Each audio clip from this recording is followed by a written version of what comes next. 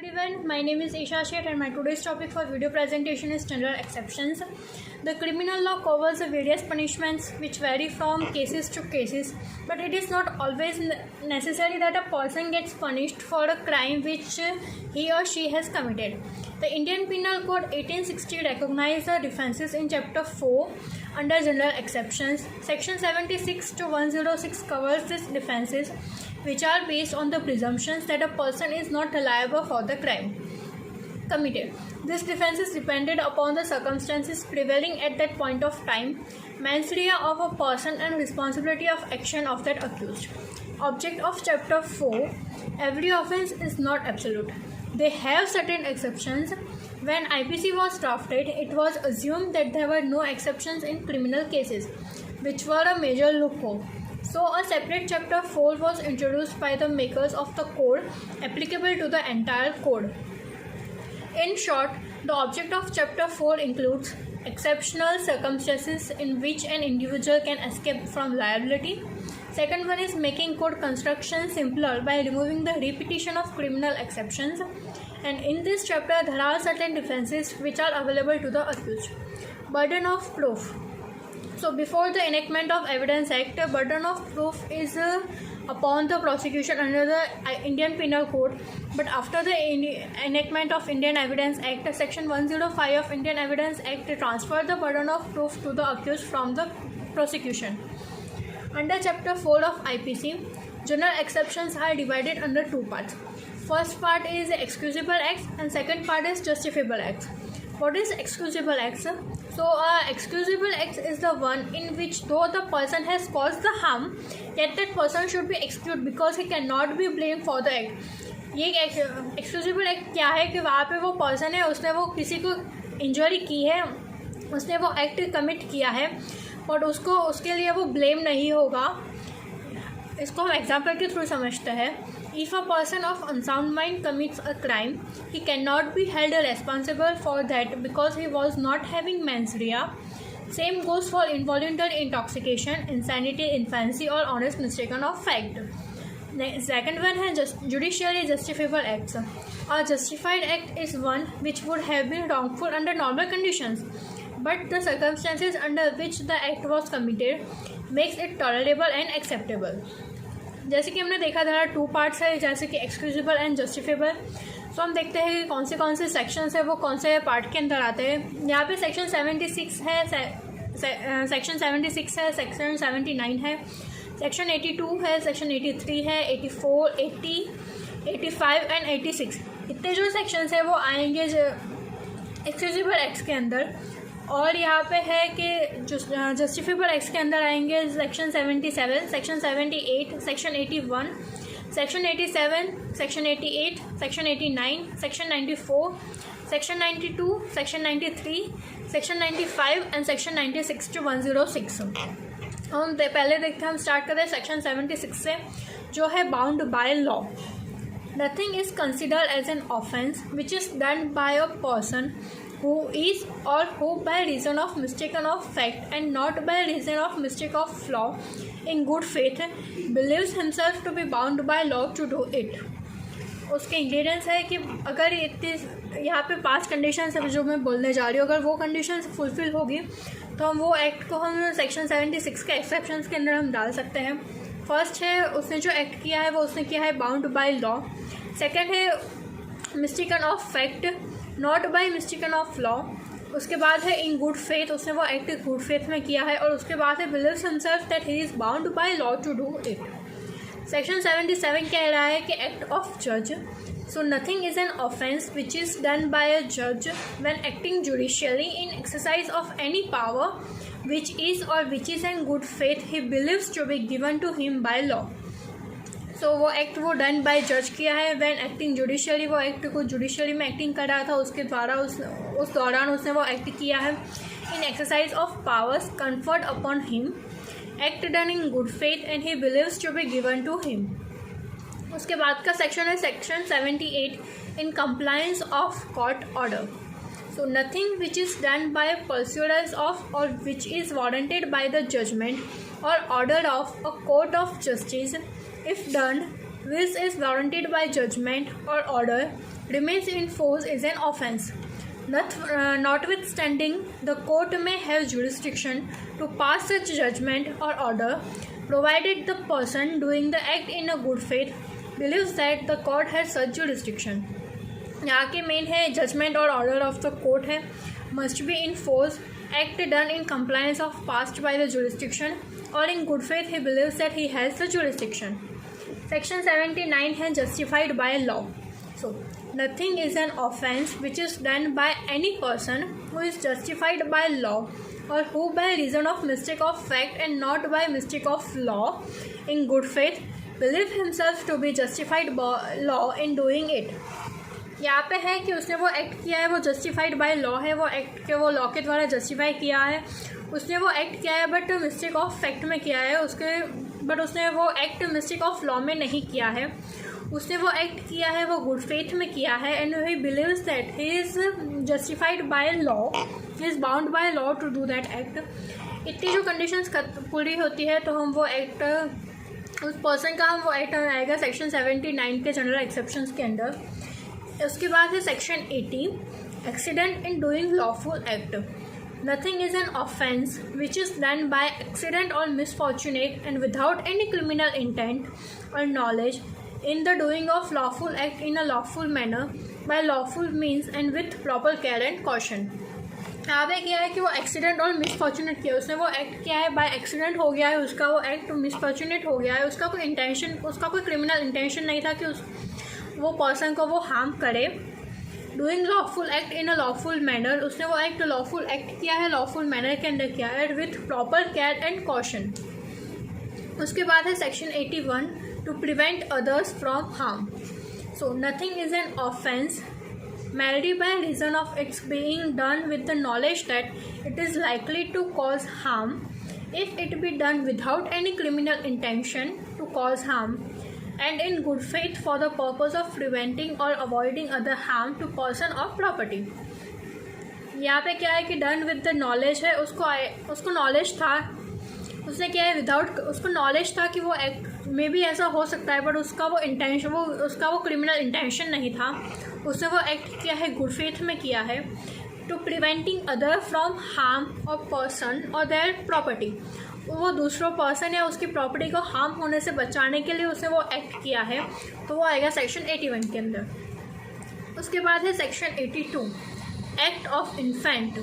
So infant means a child, any child below the age of 7 years. Any child below the age of 7 years is known as a infant. तो ये section क्या कह रहा है कि nothing is an offence which done by a child under 7 years of as.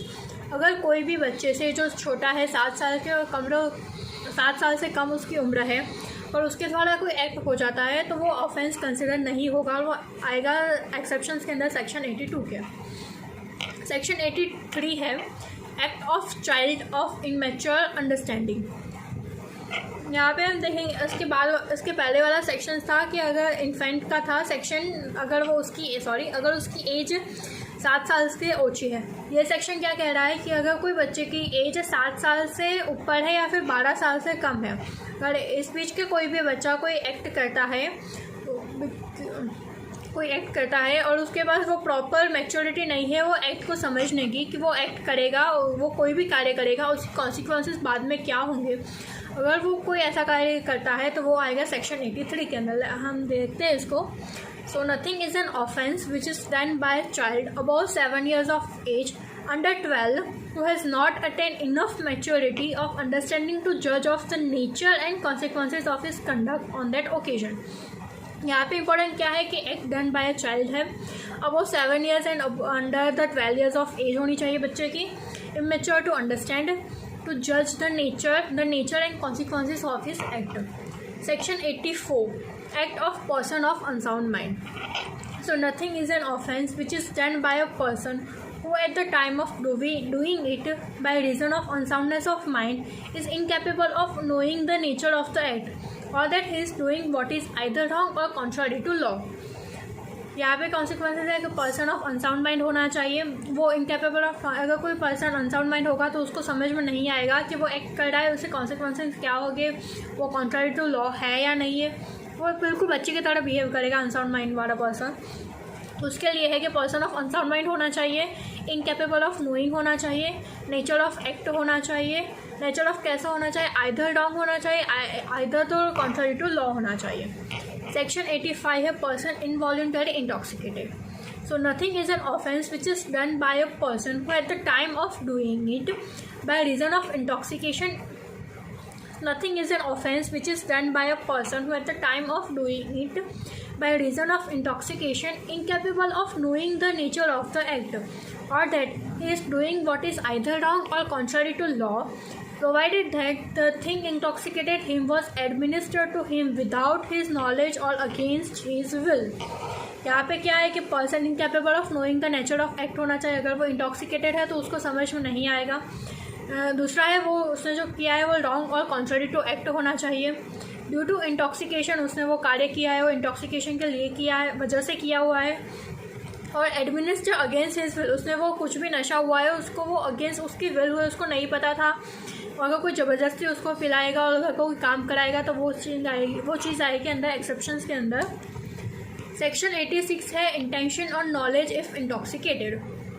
So nothing is an offence which is done by a person who is or who by reason of mistake of fact and not by reason of mistake of law in good faith believe himself to be bound by law to do it, in cases where an act done is not an offense unless done is not an offense unless done with a particular knowledge or intent. A person who does the act in a state of intoxication shall be liable to be dealt with as if he had the same knowledge as he would have had if the had not been intoxicated, unless the thing which administered to him without his knowledge or against his will, even if he is intoxicated, shall presume he had that administer against his will. So section 85 and section 86 mostly similar type of है। section 87 है voluntary caused injuries. So nothing which is not intended to cause death or grievous hurt and which is not known by the doer to be likely to cause death or grievous hurt is an offense by reason of any harm which it may cause or be intended by the doer to cause to any person above 18 years of age who has given consent, whether express or implied, to suffer that harm which it may be known by doer to be likely to cause to any such person who has consented to take the risk of that harm. यहाँ पे क्या कह रहा है कि nothing which is not intended to cause death और grievous hurt. अगर कोई पर्सन जा रहा है हाँ वो पता है कि वो उसको हर्ट करने के लिए जा रहा है, अगर उसने कुछ अगर वो सामने वाले पर्सन ने हमारे साथ कुछ गलत किया होगा तो हम उसको कुछ सिर्फ हर्ट करने की इंटेंशन से जा रहे हैं, बट हमारा इंटेंशन उसको मारने का या फिर उसको ग्रीवियस हर्ट करने का तो बिल्कुल भी नहीं था। is an offense by reason of any harm which it may cause to be intended by the doer to cause to any person above age of 18 years. यहाँ पे एज ऑफ 18 ईयर्स है। who has given consent whether express or implied, वो सामने वाले person जो है वो 18 साल से ज़्यादा है उसकी उम्र और उसने इम्प्लाइड या एक्सप्रेस उसकी कोई भी अप्रूवल दिया है हमको वो एक्ट करने के लिए, वो होगा तो वो आएगा जनरल एक्सेप्शंस के अंदर सेक्शन 87। यहाँ की इम्पोर्टेंस है person consented to take risk, उसको पता है कि वहाँ पे रिस्क होने वाला है। कंसेंट इज एन एक्सप्रेस और इम्प्लाइड, जो कंसेंट होगा वो एक्सप्रेस होगा या फिर इम्प्लाइड होगा। Not intended to cause harm, both for aware of the risk, both the parties है जो अक्यूज है और जो सामने वाला है प्रोसिक्यूशन, वो दोनों को पता है कि वहाँ पे रिस्क होगा। So in that case no offences was committed. Section 88 है act done by consent for benefit. So, nothing which is not intended to cause death is an offense by reason of any harm which it may cause or be intended by the doer to cause or be known by the doer to be likely cause to any person for whose benefit it is done in good faith and who has given a consent, whether express or implied, to suffer that harm or to take the risk of that harm. क्या है कि जो सामने वाला है वो consent दे रहा है, उसको पता है कि वहाँ पे हार्म होगा तब भी वो कंसेंट दे रहा है, उसको वो रिस्क लेने के लिए तैयार है। उस हिसाब से अगर वो मारने के लिए नहीं जा रहा है बट कुछ भी मस्ती में अगर कोई भी करने जा रहा हो, कोई ग्रीवियस हर्ट हो, तो वहाँ पे ये सेक्शन अप्लाई होगा। यहाँ की इंपॉर्टेंट है person consented to take risk, दोनों पार्टीज़ ने, जो सामने वाली पार्टी है उसने कंसेंट दिया है रिस्क लेने के लिए, उसके बाद कंसेंट एक्सप्रेस और इम्प्लाइड होनी चाहिए। उसके बाद not intended to cause harm, वो इरादा नहीं था हार्म करने का बट बाय हो गया है। डन इन गुड फेथ है, for the benefit of victim, ये जो पूरा एक्ट हुआ है वो किसके लिए, वो बेनिफिट किसके हुआ, जो विक्टिम है उसके बेनिफिट के लिए अगर वो पूरा एक्ट किया जाएगा तो वो आएगा सेक्शन 88 के अंदर। सेक्शन 89 है फॉर बेनिफिट ऑफ चाइल्ड और इंसेंट। So nothing which is done in good faith for the benefit of person under 12 years of age or of unsound mind by or by consent either express or implied of the guardian or other person having lawful charge of that person is an offence by reason of any harm which it may cause or be intended by the doer to cause or to be known by the doer to be likely to cause that person। यहाँ पे क्या होता है कि वो कोई भी act किया है, वो हमने जो बेनिफिट कर रहा है, कोई भी चाइल्ड होगा या फिर कोई इंसान पर्सन होगा तो उसको कोई बेनिफिट दे रहा है वो एक्ट। और यहाँ पे इस एक्ट के अंदर जो गार्डियन है, जो लीगल गार्डियन है, उसने कंसेंट भी दिया है कि हाँ ठीक है चलो इसके बेनिफिट के लिए तो आप ये चीज़ करो। उसको बाय द वे उसको पता है कि वहाँ पे रिस्क है, हार्म की चांसेस है, तभी भी अगर वो पर्सन उसको कंसेंट दे रहा है तो वो आएगा इस सेक्शन के अंदर। Guardian consented to take risk of child और intent not intended to cause harm done in a good faith for benefit of child or insect। Section 90 है consent under fear or misconceptions। A consent is not such consent as is intended by any section of this code if the consent is given by a person under fear of injury or under a misconception of fact, and if the person doing the acts known or has reasons to believe that the consent was given in the consequences of such fear or misconception। तो यहाँ पे है कि consent is not valid a consent if given under the fear of injury or misconception of fact and the person doing the act knows or has reason to believe it given under fear or misconception. Section 91 है exclusion of an act constitute an offence. So यहाँ पे कह रहा है ये जो exceptions in section 87, 88 and 89 not applicable to the acts which are independent offences of any harm which they may cause or be intended to cause or be known to be likely to cause to the person giving the consent or on whose behalf the consent is given। Exception is not applicable under section 87, 88 and 89। 89 क्या कह रहा था, for benefit of child और इंसेंट। 88 कह रहा था act done by consent for benefit and 87 कह रहा था वॉलंटरी कॉस्ट इंजरी। हर जगह पे बात हो रही है सिर्फ और सिर्फ कंसेंट की। Act is in independent offence, वो एक्ट इंडिपेंडेंट ऑफेंस होना चाहिए, independent of the harm caused. यहाँ पे एग्जाम्पल दिया है कि causing abortion is itself an offence. अगर कोई अबॉर्शन के लिए कोई कंसेंट दे रहा है, अगर हस्बैंड एंड वाइफ है, वाइफ का अबॉर्शन हो रहा है, अगर हस्बैंड कंसेंट दे रहा है अबॉर्शन के लिए वाइफ को बिना बोले, तो इस चीज़ पे वो एक्सेप्शंस के अंदर नहीं आएगा। ये कह रहा है section 91। Section 92 act done without consent of benefit. अगर कोई एक्ट हो गया, अगर जो रॉन्ग डूअर है उसको बहुत जल्दी से एक्ट करने की या फिर वो वेट नहीं कर सकता था, अगर ऐसी चीज़ में वो कंसेंट के बिना भी कोई काम कर रहा है for the benefit of the accused person, for the benefit of the victim, so यहाँ पे भी वो आएगा सेक्शन 92 के एक्सेप्शन के अंदर। तो ये कह रहा है कि nothing is an offence which it may cause to a person for whose benefit it is done in good faith even without the person's concern if the circumstances are such that it is impossible for the person to signify that consent or is that person is incapable of giving consent or has no guardian or other person in lawful charge of him from whom it is possible to obtain consent in time for the thing to be done with the benefit। Ingredient main important है कि act done without the consent हुआ, for benefit in good faith हुआ, इस consent can not be obtained और no guardian is available does not constitute an offence. Section 93 है communication made in good faith.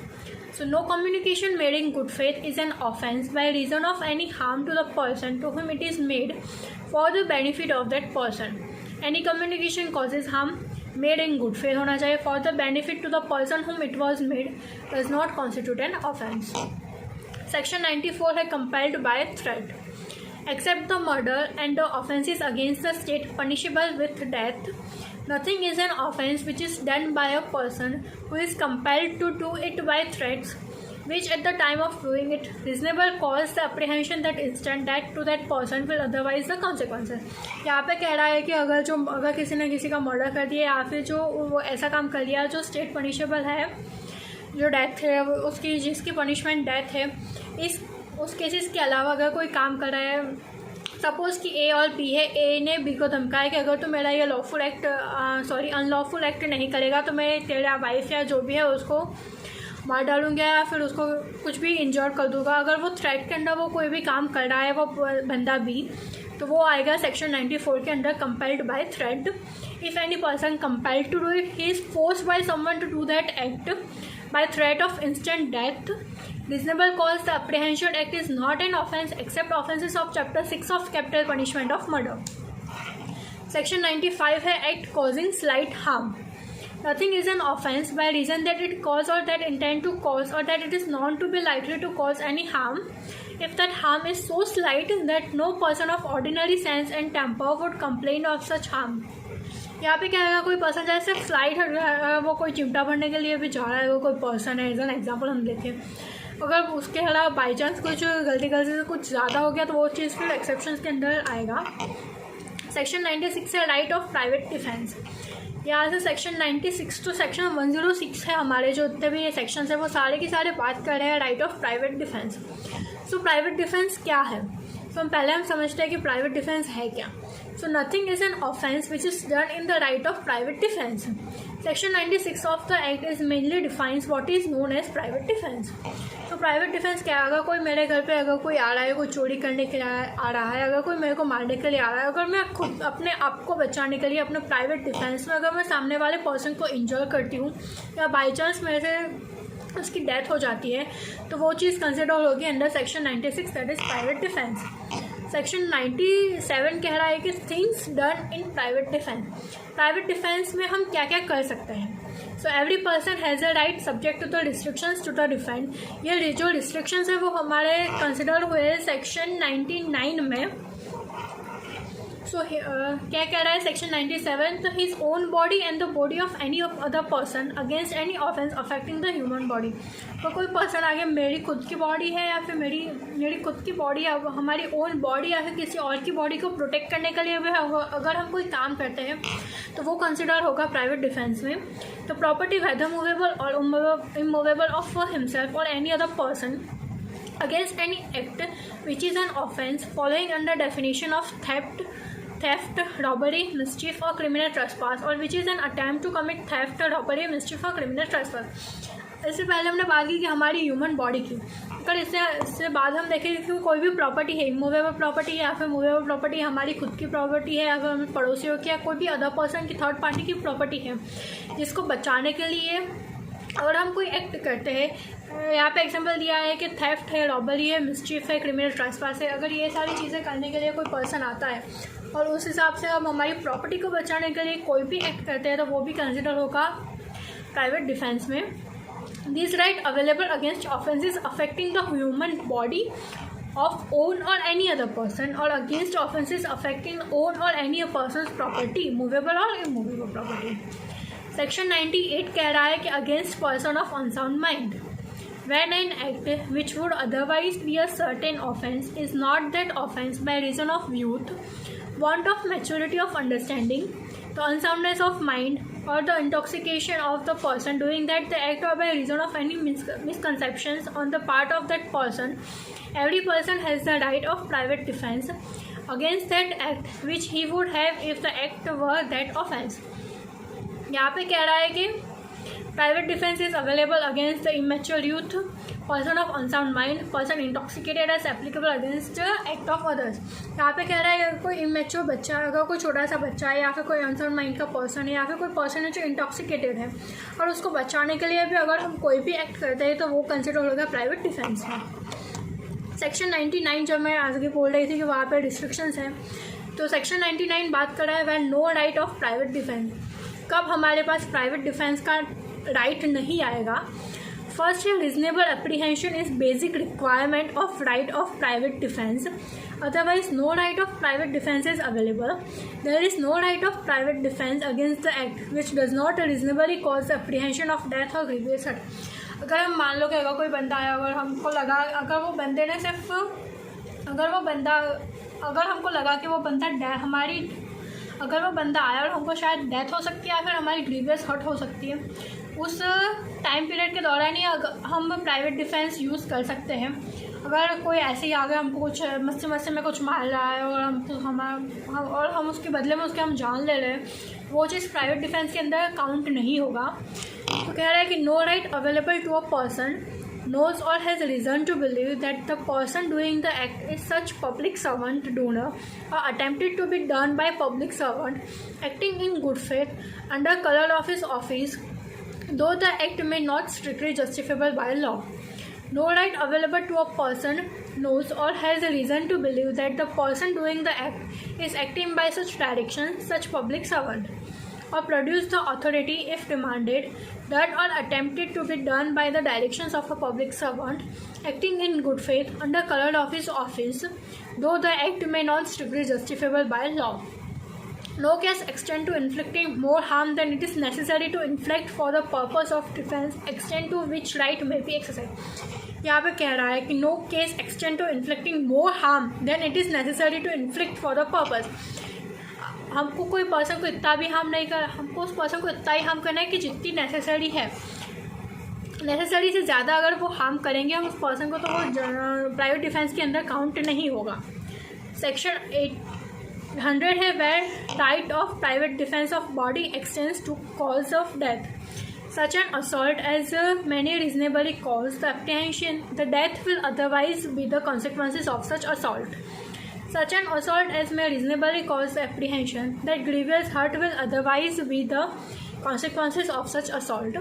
An assault with the intention of committing rape, an assault with the intention of gratifying unnatural lust, an assault with the intention of kidnapping or abduction, an assault with the intention of wrongfully confining a person under circumstances which may reasonably cause him to apprehend that he will be unable to have resources to the public authorities for his release. Section 101 कह रहा है कि against person of unsound mind, if the offence be not of any description enumerated in section 100, the right to private defense of the body does not extend to the voluntary causing death to the assailant, but does extend under the restrictions mentioned in section 99 to the voluntary causing to the assailant of any harm other than death. Does not extend to cause death, not of any description under section 100, not causing death but cause any other harm under restriction of section 99. Section 102 commencement and continuance of right.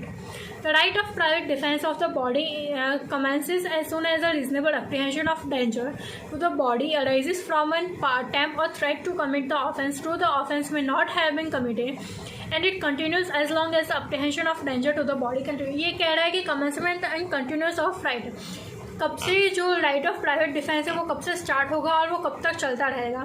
अगर कोई भी person को जब से ऐसा लग रहा है कि अब उसकी जान को खतरा है या फिर उसके ऊपर कोई हार्म है, वहाँ उस टाइम से लेके उसका right of private defence start हो जाएगा। कब तक के लिए? जब तक उसको लगे कि उसका जो खतरा है वो टल नहीं गया है। सेक्शन 103 वेयर राइट और private defence of property extend to cause death. कब है where right of private defence of property extend to cause death? First, a robbery. Second, a house breaking by night. Mischief by fire committed on any building, tent or vessel, which building, tent or vessel is used for human dwelling or as a place of custody of property case may be. Theft, mischief or house trespass under such circumstances as may reasonably cause apprehension that death or grievous hurt will be consequences if such right of private defense not exercised. Section 104 when right extend to cause other harm. If the offence is the committing of which or the attempting to commit which occasions the exercise of the right of private defense with theft, mischief or criminal trespass, not of any of the descriptions enumerated in the section 103, the right does not extend to the voluntary causing of death, but does extend subject to the restrictions mentioned in section 99 of the voluntary causing to the wrongdoer of any harm other than the death.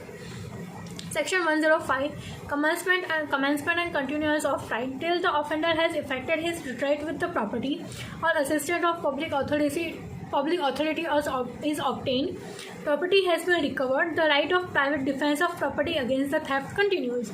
As long as offender cause or attempt to cause to any person death or hurt or wrongful restraint. As long as fear of instant death, of instant hurt or instant personal restraint continues, the right of private defense of property against the robbery continues. As long as the offender continues in the commission of criminal trespass or mischief, the right of private defense of property against the criminal trespass or mischief continues. As long as the house trespass which has begun by such house breaking continues. Last section is section 106, right against the innocent persons.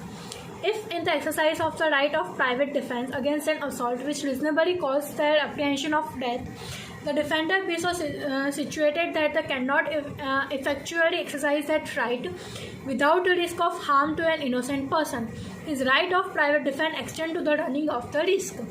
Even the offence not committed, right of private defense is available, right extend to take such risk without the risk of harm or to innocent.